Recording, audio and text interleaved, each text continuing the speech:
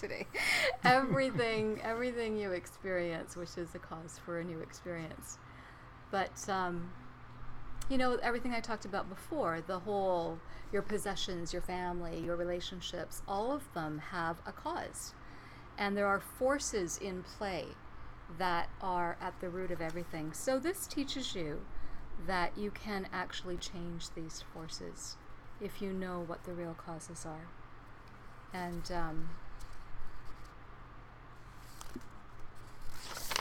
did I just go way past your part? I don't think so. Okay. We've choreographed it, and I'm actually trying to read between the lines here.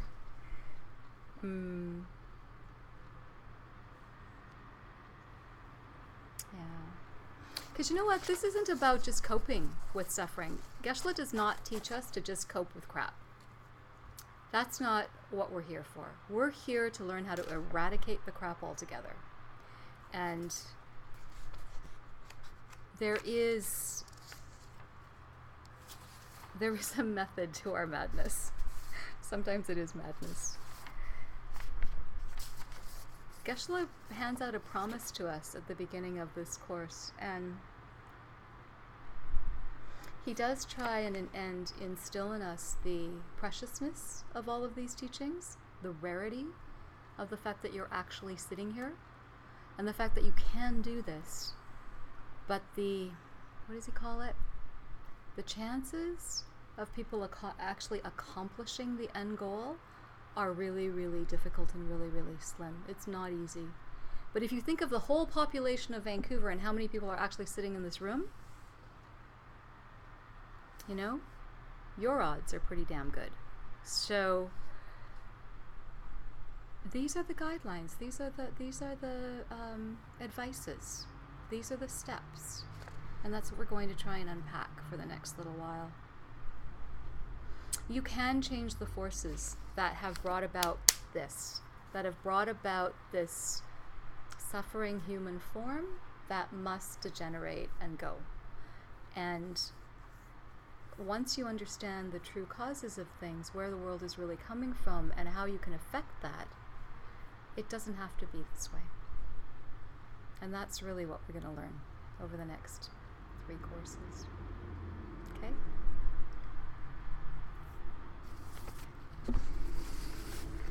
I was just thinking to myself, because Sherri said all your positions in life, they get taken away. But you said positions? I did, positions, and it made me think of like yoga poses, right?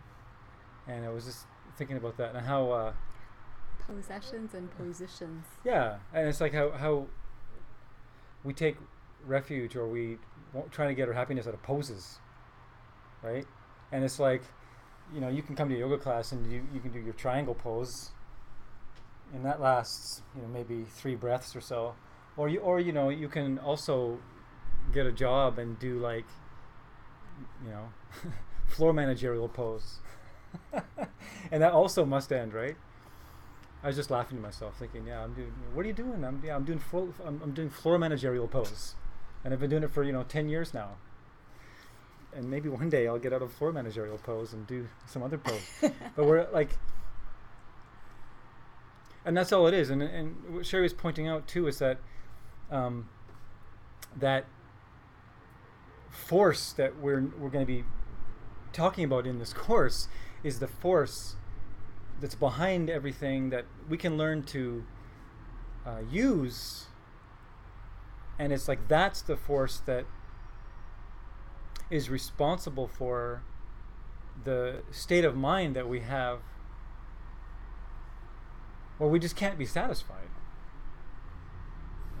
It's as soon as we get one good thing, it's okay for a second, and then it runs out or it changes, and we want something else.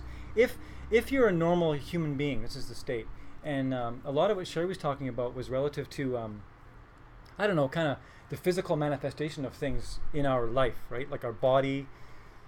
And Sherri was mentioning that, this body born of certain causes, right? A body born of certain forces. And that we can change that so that these kinds of forces that are causing a body that makes us suffer, we can use those same kind of forces, use them in a different way, and turn yourself into the perception of something completely different. And so that's all kind of the physical thing. But then what about the mind? And part of the motivation to be studying these kinds of things is understanding that, okay, if I have one of these things, then I have to die. This has to die. If I have one of these things, or if I see myself as having this meat kind of body, and that the mind must go on, and that should be something that makes us think about taking care of that situation, and it changes the whole game. If you really embrace the fact that after you die, it's not done. You know, it's like I guess that was it Hamlet that has the to be or not to be or not to be, and then he has this thing. Well, what if the mind goes on? Right? You know, it's like it's not like when you die, you finally get the coffee break you've been waiting for. Right? It continues, and I think we can have a misconception that no matter what we've done in this life, that at the moment of death, it's all just going to be like done, and we get to start fresh and anew in the next time. And according to Buddhism, it's quite the opposite is true. If you've been behaving in a sort of normal way that most normal humans behave, then the chances of you landing in a situation where you have a healthy human body with a healthy intellect that can study and put into practice things that will actually elevate you beyond suffering are very, very slim. Because in fact, the chances are that you could go to any kind of a realm and you don't really know. And the fact that there's no proof that says the mind stops. And in the Western world, not everyone, but I think many of us have this idea, and it's deep and it's hidden sometimes too, that somehow we stop when the body stops. And if you were completely sure and you lived your life like, no, you know, right now I'm the product of many, many lifetimes, and it will still go. When this thing falls, I will still walk on, right? And I will carry with me whatever I've put in there, whatever I put in the mind. So we have to learn to accept that, so that for many reasons. For one, because the kinds of things that we're going to be learning to do as a bodhisattva is very counterintuitive for many people, and you can come up against a lot of obstacles, and you have to think of the long term. You have to think like, this isn't just this life I'm dealing with. This is like, I have the potential, if I do it right, I have the potential to reach this enlightened sort of angelic light body state in this life. I have the potential, but if I don't, it's not like that's it or nothing. I still go.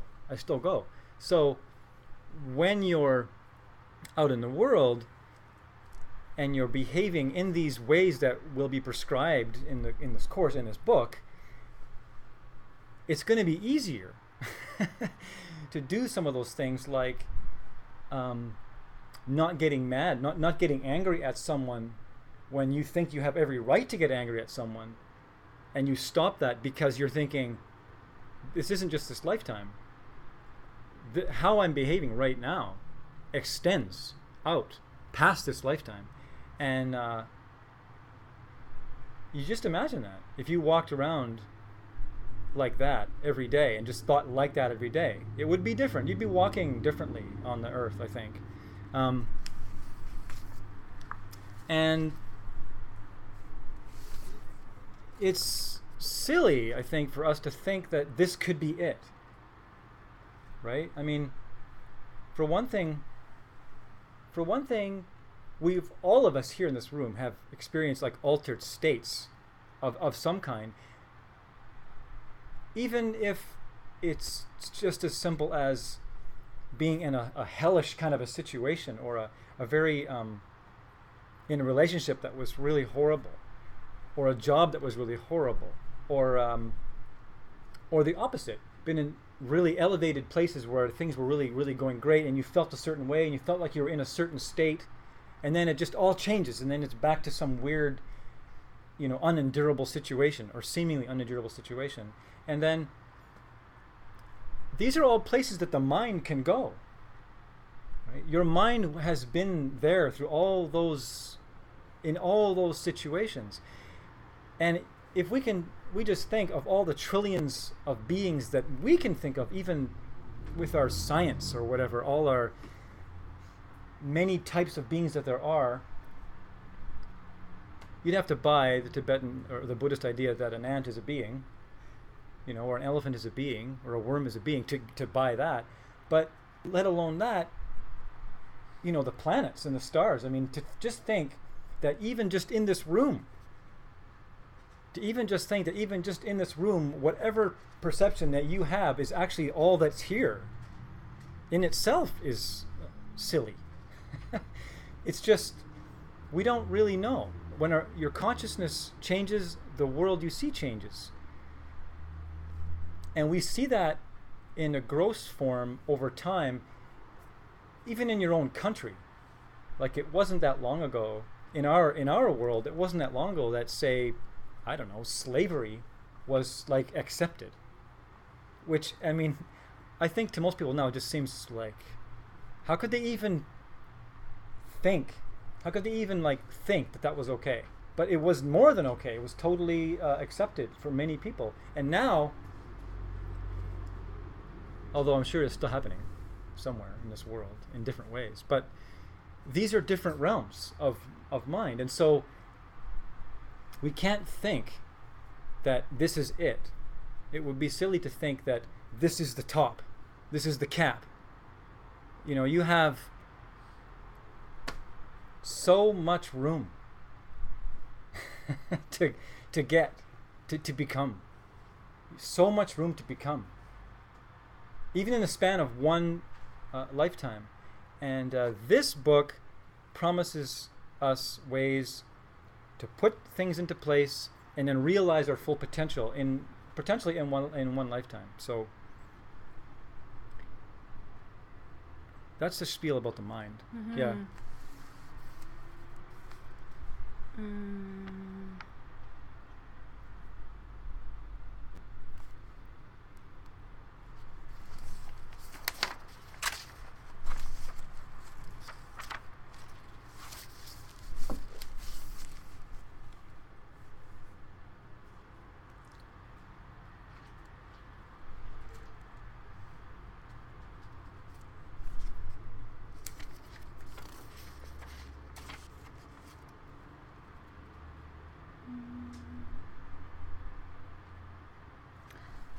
Just one last thing to say about the mind. There's a bit of a curse with the way our minds are, and it's that we can never be satisfied. Like, in our present state, there's just something in the human mind that no matter what first of all, we're unhappy because we don't have things, or we're unhappy because we do have things. But usually is if we think something or someone will make us happy, inevitably, if you actually get it, it may be fascinating and wonderful for a while, but then there's this natural deterioration that happens and you're dissatisfied. Or the very fact of getting something is what actually propels you to want even more. It's just a natural state. It's an unenlightened state of the state of the way our minds are, and it's one of the sufferings. It's one of the sort of perpetual problems with this realm that we're in. Can I say something about that? Yeah. In the one of my favorite things about that is that, and then you hear, you get into a class like this or something, and then the teacher or the lama or says, Buddhism will give you everything that you want, right? And it's funny, and it's a little ironic, because it's so perfect though, because of the way that our our egos and our wants operate, that will keep us coming to class. You'll get everything that you want, but ironically, that's not how it's going to go down. It's because your mind will become so pure that you don't want anything, and so you will get everything you want. You will want for nothing. So it's like everything that you have will be just perfect, and everything that you don't have will be just perfect. So it's like you're beyond this state of want, because that is the only way that you can ever get everything you possibly wanted, is to be beyond the state of want. There isn't enough. There's not enough in the world to possibly give you everything you want until you're beyond want. Yeah. So I just love that.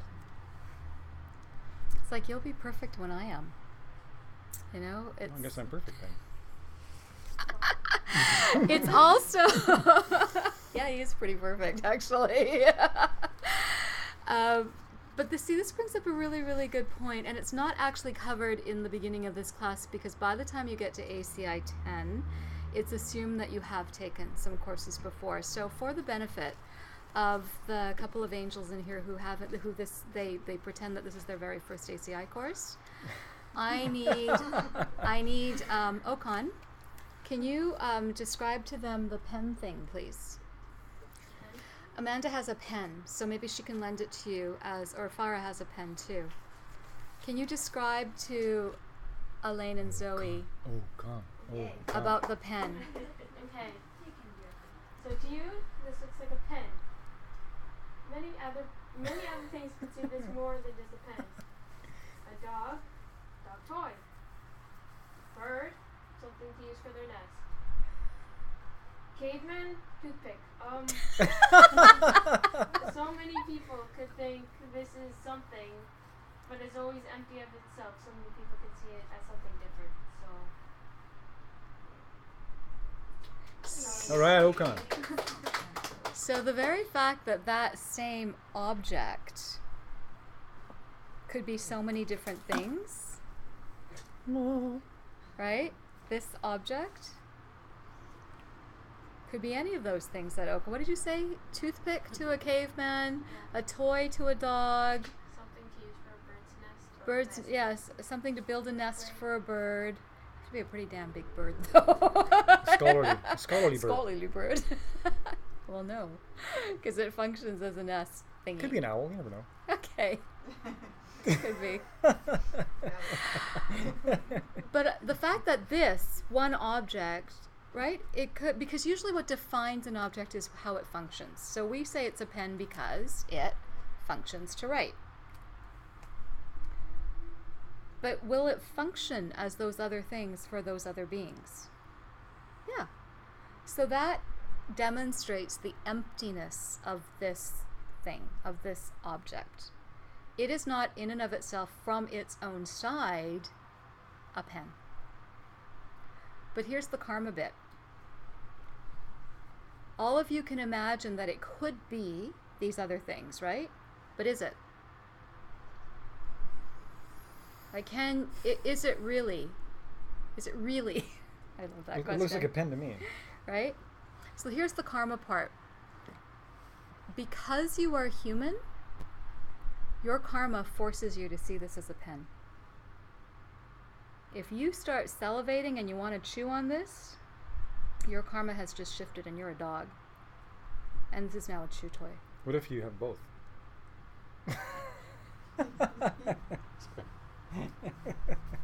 Show me. Show me the two-headed, 200-pound purple-headed elephant. Purple-headed elephant. Because actually what Lama John said is really true. We can imagine, right? And with sci-fi and with what special effects and stuff, like we could imagine a flower growing in the sky. But that's imagination. That's not actually function. So from the very fact that this could be any of those things, right, is the emptiness of it. The fact that any of those individual beings can only see it the way they see it, must see it the way they see it, that's karma. Okay? So you got to understand both of those things. Thank you. And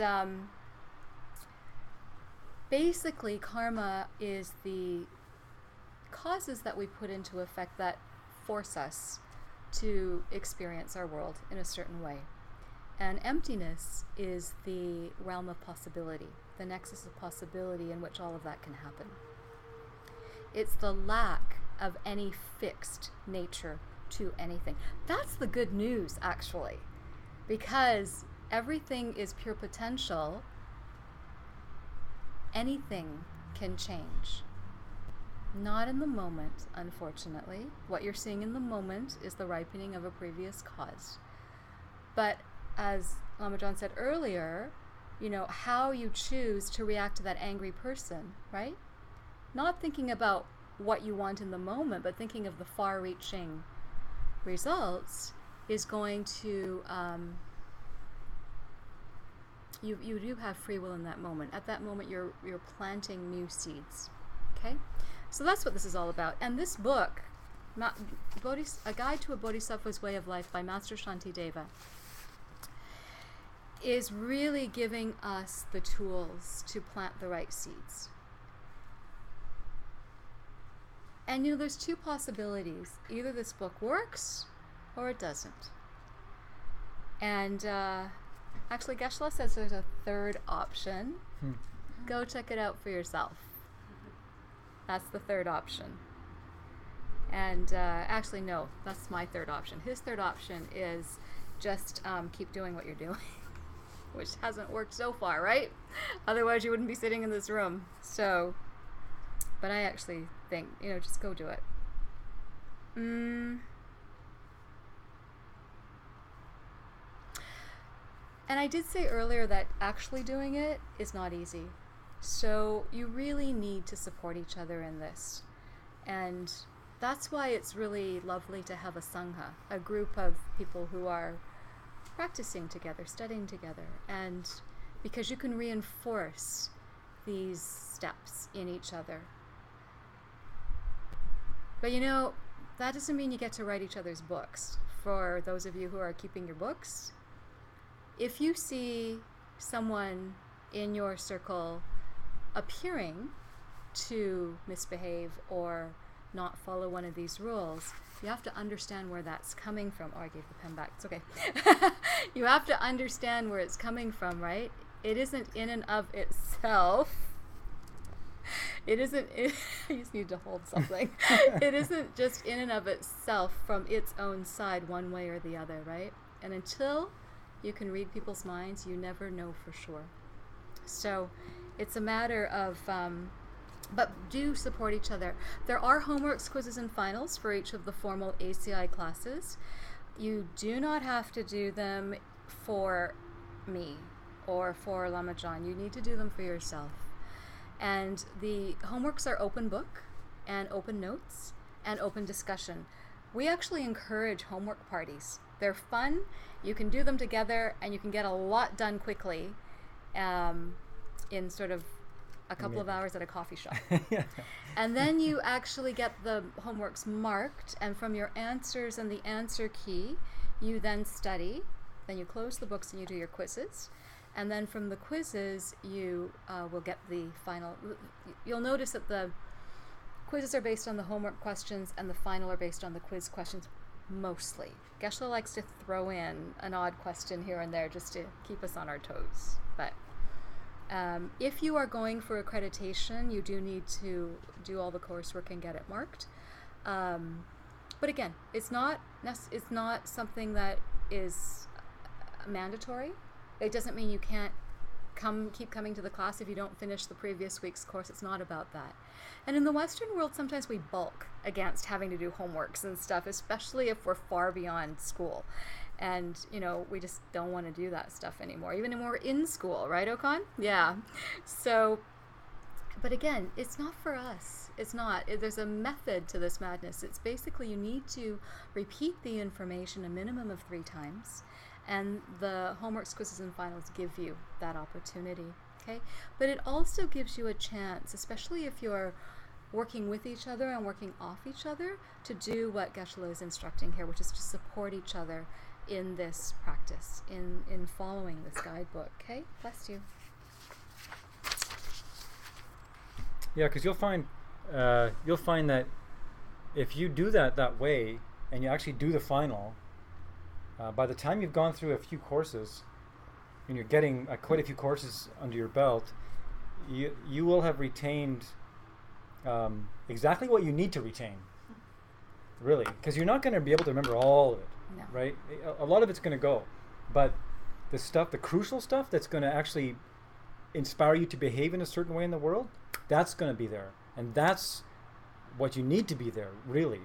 It's not the names and dates you need to be there. What you need to be there is know what to do when someone pisses you off, how to treat that situation, or if someone is insanely attractive to you, or something like that, where you do something that would harm you or them to get, right? So I just wanted to add to what Lama Sherri was saying about the helping each other. For us, it's really beautiful when a sangha starts to form, and this is kind of where we are right now. And we're growing as a sangha, and what will happen is you will help each other. Well, for one thing, you help each other deal with your teachers. That's also part of it. That's really good. Right? And then you just get excited and you just help each other, and you stoke each other up, and you say, and then what will happen is you'll start having experiences. And you'll say, you know what happened? This crazy thing just happened. And you'll be able to relate to each other in a sort of a more enlightened kind of a Dharma way. And you'll begin to translate your life through the lens of the Dharma. And you'll translate your life with your friends through this lens that you're all in it to become free of suffering. And it really helps to have each other. And I can attest to that. Because as we went through from our teachers, and then you will grow, and then you will have your students will come to you. You'll begin to look a certain way, and people will think, "You got something to show me." Yeah. And this will happen, and this is how it has been happening for thousands of years, and that's all. This is no different, and the way that happens is you simply you live it. That's all. That's it. That's all. That's the only way it can happen. Mm-hmm. So. We're going to describe the title of the book and the author and the chapters and things like that. And some of the words we'll say in Tibetan. We'll try. We're not very good at the Tibetan. But it's good to say it back and say it... what's that, Lana? No, not today. It's good to say it back, and you say it with feeling. Say it loud, because remember how Lama John was talking about these beings that we might not even be aware of? Or he actually said it, do you think this is all there is that you can see? Well, they're actually, according to Buddhism, there are other beings here, other layers that we may not have the eyes to see yet, but there are beings who are attracted to the Dharma, who are actually from a lower realm. They're from the hungry ghost realm, and they can't receive sustenance in very many ways, but there's certain types of hungry ghosts that are really nourished by Dharma, by spiritual speech. So the louder you speak it, the more you're being able to share this with them. Okay? So when you're asked to repeat with vigor. Yeah. So say Jangchu. Jangchu. Yeah, that's what I'm talking about. Yeah. Senpei. Chupa. Sorry, Chupla. Jukpa. So now we'll take apart what that means. So Jangchub Senpa means Bodhisattva. Okay, Bodhisattva. So Jangchub means Bodhi, or Buddhahood, but yeah, that's right. So Buddhahood. And Senpa means a warrior or a soldier. And Chupa means their way of life. And Jukpa, or La Jukpa, means entering into or getting into. So how does that sound? if you put it together, it sounds like you're getting into something, right? You're getting into some kind of way of being like some kind of warrior, some kind of peaceful warrior, right? So literally, it's entering the Bodhisattva's way of life. Entering the Bodhisattva's way of life. And oftentimes, Bodhisattva is translated like that, like a warrior saint. A warrior saint. I love that translation. You know, I think all of us can relate to that. You know, warrior. The warrior is a word that ignites something, right? And you know, clearly we've all lived lifetimes, and we've all been warriors, and we've all enjoyed conquest, and we've all endured failure, and we've all been beaten, right? And but mostly what we've been beaten by is our own mind, right? And so what we're becoming is a warrior that is beating up the demons or the afflictions in our own minds, right? So that's the warrior that you're becoming, which is more far-reaching and a much more kick-butt warrior than someone who's like actually harming other people, right? Yeah, because you're actually going to battle so that, well, for one thing, so that you never harm anybody, and that includes yourself. So in Tibetan, the short name for that book is Chunjuk. Chunjuk. So if someone says, "What are you studying?" you say Chunjuk. Pardon? On the Sky Train? Yeah, if someone asks me on the Sky Train, say, "I'm studying Chunjuk." Yeah. That's right. You don't want to be embarrassed by No. not knowing what you're studying. That's right. And the author of this book say Shiva Hla. Hla. In Sanskrit, Shanti Deva. Shanti Deva. So Shanti means peace, and Deva means angel. Or Geshe translates it as angel, and we should explain that, because it's not like maybe, well, depends on who's looking, I guess, like a Christian angel with like wings, or it depends, right? What your idea of angel is. But one way to look at it, and which is, I think, a healthy way to look at it. Well, first of all, if you cast your minds back, most of the people in the room know this, but it bears repeating about a million times. If you cast your mind back to what Okan was presenting about the pen, right? The fact that the pen could be anything, depending on who's looking, right? Well, so is your body, right? Your body and the way that you perceive yourself exists in the same way. So that, one proof of that is simply the fact that how you experience yourself and you experience your body, no one else does. No one else does. And believe me, how you see someone else experience their body, they don't experience it like that. Right? How you think people, or who you think they are not who they see in the mirror.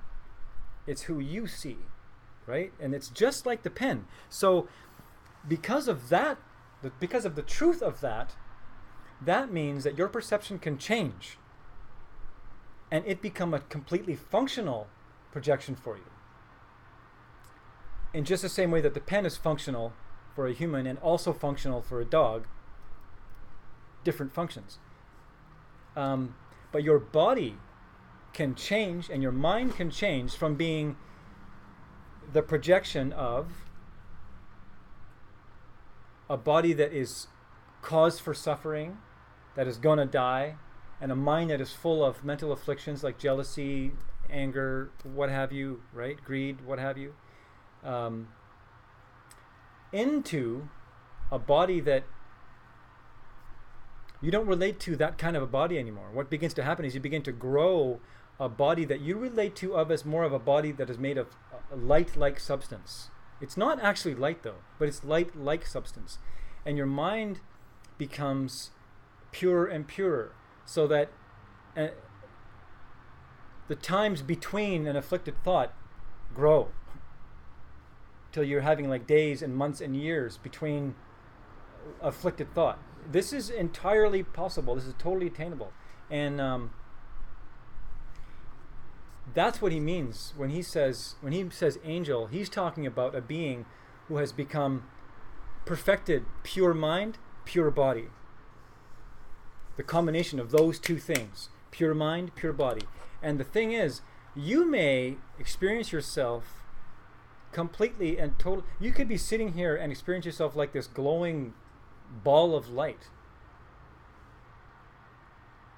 And that may not be how everyone sees you.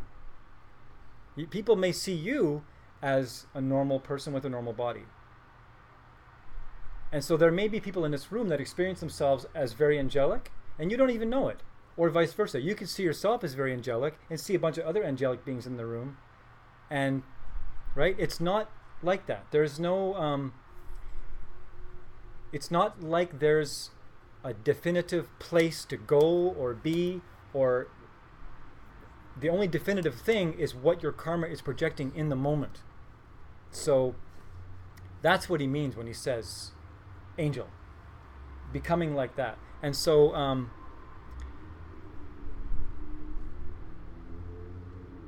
that's what this book is for, actually, is to take you from one state of being to a completely other state of being, and in between there's all these things that you have to do to get it, because it's not just going to happen, right? It's not that you can just read the thing and just decide you've got it in your mind and put it down and go on to the next thing. There's things that you need to do.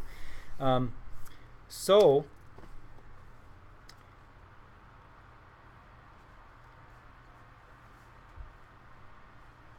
the author of the book is Shantideva, but we must call him Master Shantideva, because in Tibetan Buddhism, what we don't want to get into the habit of doing is saying Shantideva, or Tsongkhapa, right? You should be Jai Tsongkhapa or Master Shantideva or His Holiness the Dalai Lama, right? We don't say Hey Dali, right? Like that. So he lived about 700 AD. There's guesses as to what exactly his dates are, but around 700 AD. Now,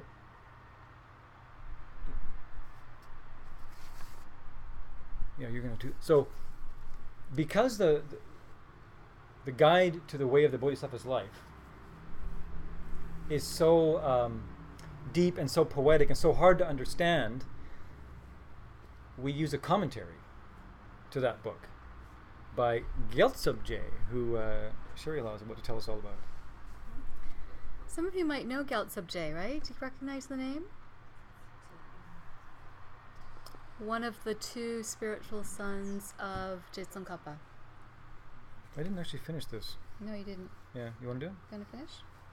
Well, that's just his monk's name. Okay. You want to give it? Sure. So Gyaltse Shiwa Hala. Gyaltse Shiwa Hala. That's his monk's name. And that means, Gyaltse means child of the victorious Buddhas. So, and child of the victorious Buddhas is code for Bodhisattva. So, yeah. Apparently Gyaltsab-je, who is one of Tsongkhapa's spiritual... By the way, the Gyaltsab in here can be translated as regent or throne holder. So he's really the one that kept the... It would be the sutra side of the teachings, right? Yeah. Because Kedrupje is the emptiness side of the teachings, the wisdom side of the teachings. The other spiritual side is Kedrupje. So Gyaltsab-je is the regent holder of the sutra practices, the teachings, and Kedrupje is the holder of the secret teachings in terms of as handed down from Tsongkhapa. Okay, that's just a little bit of Dharma trivia for those Dharma cocktail parties that you're all going to go to. So, Dharma Pursuit. That's right. We should market that. Maybe we could use it as a fundraiser for 3 Jewels. The dates of Tsongkhapa. So this is the commentary, and what Lamajan was saying, like the actual original Master Shantideva's Guide to the Way of the Bodhisattva's Guide to the Bodhisattva's Way of Life, actually, was written like 700 AD, right? That's a long time ago, and the language has really, when you go that far back, it's first of all really hard to even decipher the language. Never mind understand it. It was also written in beautiful prose, and so we need a bit of a translation, and that's what commentaries are for. But sometimes even the commentaries are really difficult, so there's commentaries on commentaries, and sometimes people even write auto commentaries, right? Like commentaries on their own stuff, because they know their own stuff is too hard to understand. But this one, Gyaltsabje's commentary, is very, very famous, and it's his monk's name, by the way, is Dharma Rinchen. Say Dharma? Dharma. Rinchen. Rinchen. This Dharma is different from the Dharma that we think of as the teachings, or the, remember some of you who were in class before, Dharma is Sanskrit for just stuff, like all things is Dharma. So this Dharma is the They don't actually say what. No, they don't actually say. It's just different. It's not the other one. Okay, so Dharma Rinchen is his monk's name. But Dharma Rinchen. That'd be cool. Yeah. Huh. Anyways, Geshe-la just planted a seed there. It'll be revealed to you soon. Not in this course, but soon. The main text that we're studying is the Guide to the Bodhisattva's Way of Life, as Lamajan just told you. And the commentary is called Entry Point for the Daughters or Sons of the Victorious Buddhas. Entry Point for Bodhisattvas. Okay?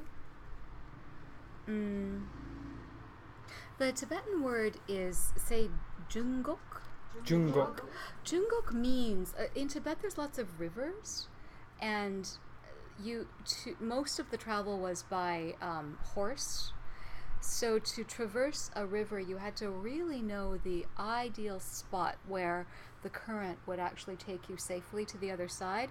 That ideal entry point is Jungok. So it's like that's the word that's used in the title for the commentary. It's kind of cool. They're trying to cross the street on Beach Avenue on a Saturday. It's how When to it's get to sunny the out. other side. And the other side is also an interesting concept in Buddhism, right? Because they talk about going to the other side of samsara. They talk about going to the other side, which means to enlightenment. I don't know if any of you have a Tara practice, but today happens to be White Tara Day. So she represents the goddess who takes you to the other side, to nirvana, right? So that's just an interesting term. Are we actually going to take a break here? This is where Geshe-la took a break. Sure, why not? Yeah. Okay. We're going to take a dance break on that note. And so we can pause the recording. Do you have a song? No. Oh, yeah. But actually, Yeah? maybe Oh. I can find one. I can find I one. can get one in there. Okay. And we'll open the windows. Yeah. Get some air in here.